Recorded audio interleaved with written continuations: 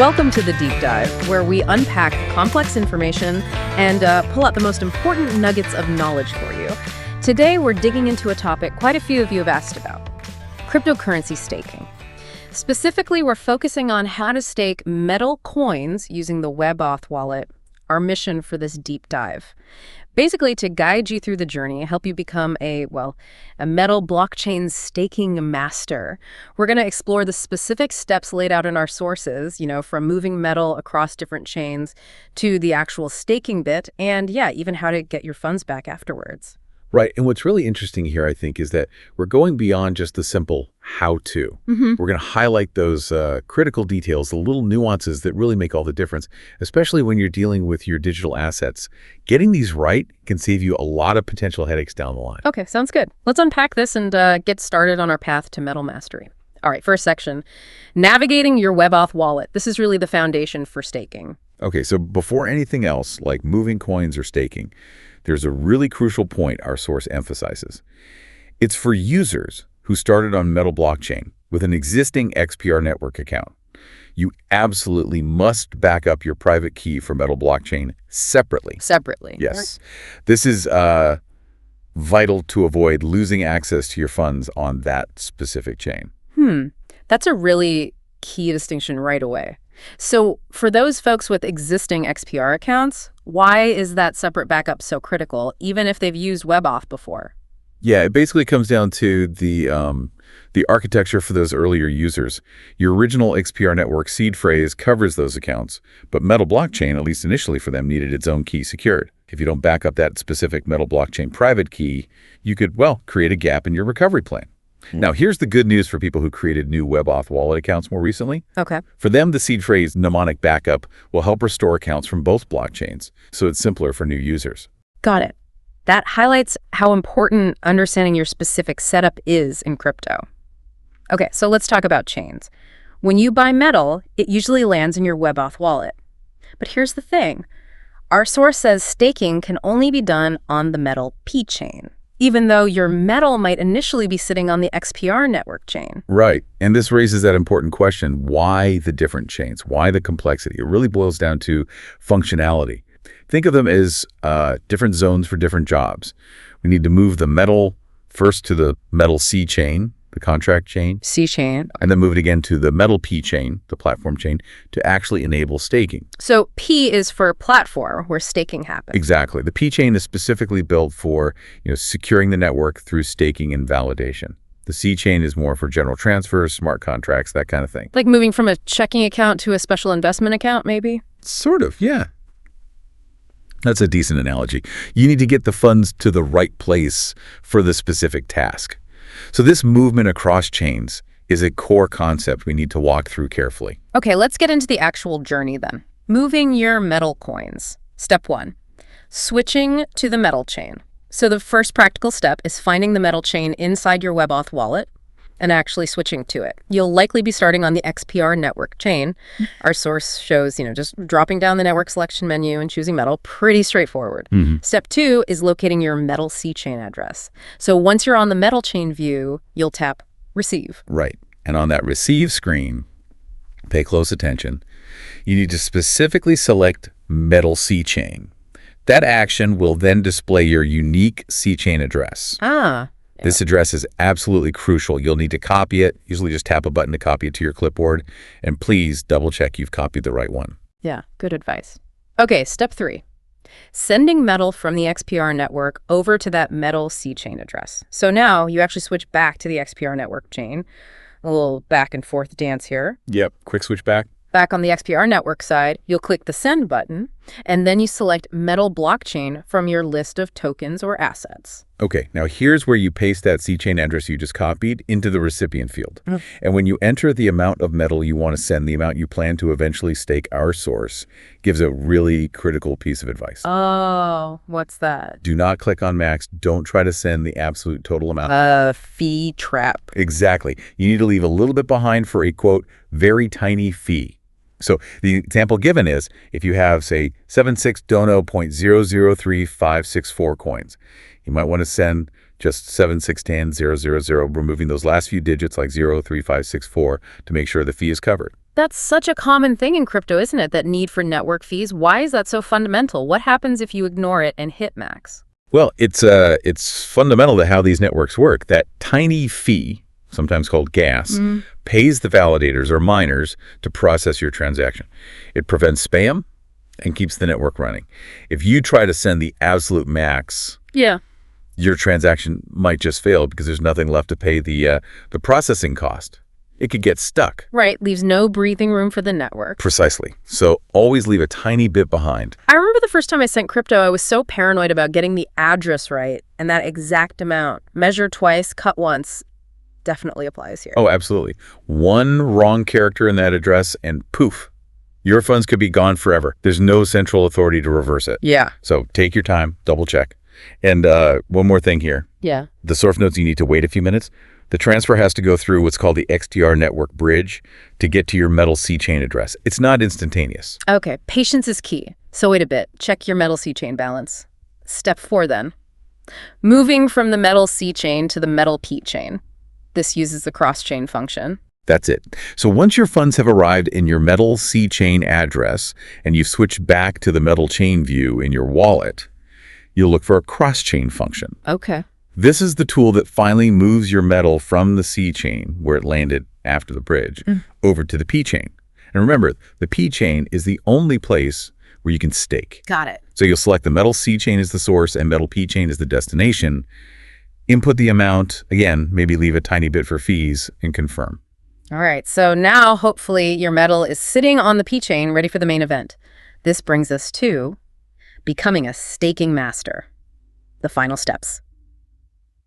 Step 5, initiating the staking process. With your metal now showing in your P chain balance, you just tap on that balance, and then you should see and tap the stake option. And this is where you get to step 6. Selecting a node to delegate your state, you'll see a list of available nodes. These are the validators, the computers actually doing the work of securing the Metal blockchain. Right, you're choosing who to support with your stake. Exactly. And the source shows you'll see details for each node. Things like node ID, how much is already staked to that validator, how much more room is available for delegation, the number of current delegates when their validation period ends, the fee they charge, like maybe 20% of the rewards. 20%, okay. And their uptime, like 99.83%. All crucial bits of info. So these metrics help you make an informed choice. Uptime seems pretty important. Definitely. You want a node that's reliable and online, otherwise you won't earn rewards consistently. Choosing the right node feels like a big decision. Are there other factors besides just the fee and uptime? Any like red flags to watch for? It's a balance, you know? A super low fee might look good, but if their uptime is poor, you could earn less overall. Sometimes looking into the node operator's reputation in the community, maybe how long they've been active, can give you more confidence. Look for consistency and maybe transparency from the operator. Avoid nodes that seem brand new with no track record, perhaps. Good tips. Okay, step 7, defining your staking parameters. Once you've picked a node, you'll select the amount of metal you actually want to stake with them. And again, that reminder, leave a tiny bit for fees. Don't stake the absolute maximum available on your P chain. Correct. Then you pick a staking end date. You choose how long you want to lock up your metal for. Right, and sometimes the node might have a maximum duration, so you might need to adjust your desired end date based on what the node allows. You also usually have an option here to add a reward address. Oh! By default, any staking rewards you earn will just go back to your P chain address. But if you wanted, you could specify a different Metal blockchain address for the rewards to be sent to. Maybe consolidate rewards somewhere else. Interesting option. Now here's a big warning the source highlights. It says, review the stake details before confirming. Please keep in mind that staking actions cannot be undone. Wow. Yeah. Cannot be undone. That's pretty final, isn't it? Precisely. That's not just a casual warning. It means once you hit confirm, your metal is locked for the duration you selected. There's no oops button, no way to pull it out early, understanding that finality is absolutely critical in DeFi. Yeah, definitely a think carefully before you click moment. Absolutely. Okay, step 8, confirmation and completion. So you've reviewed everything, you understand it's final, you hit confirm, and the source says, great job, you've just staked metal to help secure the Metal blockchain. It's pretty cool. Your WebAuth wallet should then update, showing your P chain balance reflecting the amount you have staked. Yep, you'll see your liquid P chain balance decrease, and a new section might appear showing your staked amount. Okay, fantastic. But what about getting it back? The deep dive needs the full circle. Let's talk about the unstaking process, bringing funds back.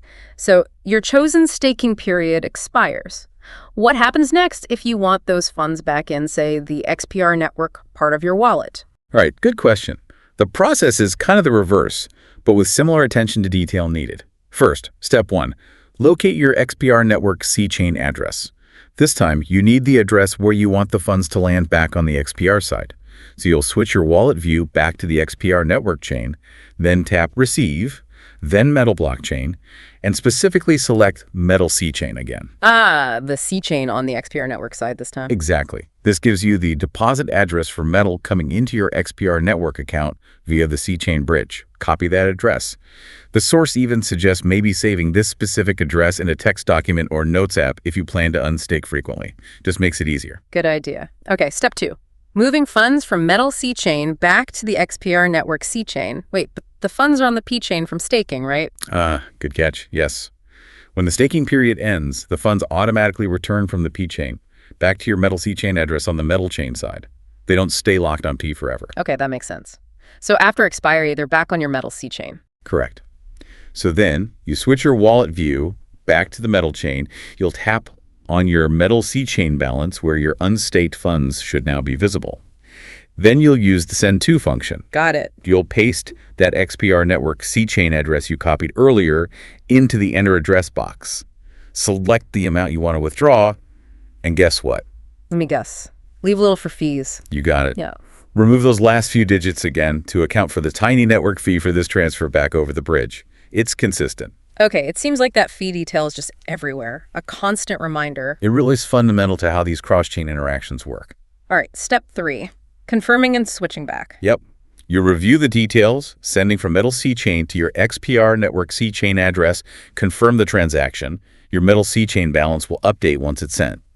Then the final step is just to switch your wallet view back to the XPR network chain. And after a short wait for the bridge transfer again, presumably? Exactly. Give it a few minutes. Your Metal assets should appear back on the XPR network chain within your WebAuth wallet. And that completes the full cycle. Staked, earned rewards, and brought back. Wow. Okay, we've just navigated quite the intricate world of staking Metal coins using the WebAuth wallet.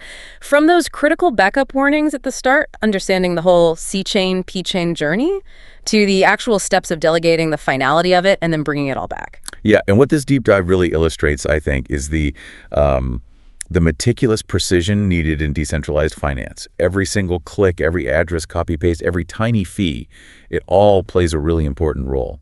It highlights how knowing the specific flow isn't just about doing it, but also understanding the mechanics underneath, how you're helping secure the blockchain. So what does this all mean for you, the listener? Well, it means mastering these steps, which might seem complex at first, actually gives you more control, more agency over your digital assets, and maybe a deeper appreciation for the tech involved.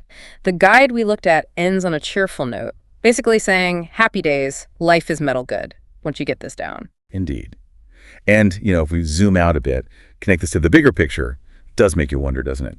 As digital assets get more common, how might this whole process of staking, of securing networks, how might it evolve? Could it become more seamless? Maybe even kind of invisible to the average user eventually? Yeah, like abstracted away somehow. Exactly. What new ways to participate might show up that don't require quite so many specific steps? It's an interesting thought. Definitely something to ponder.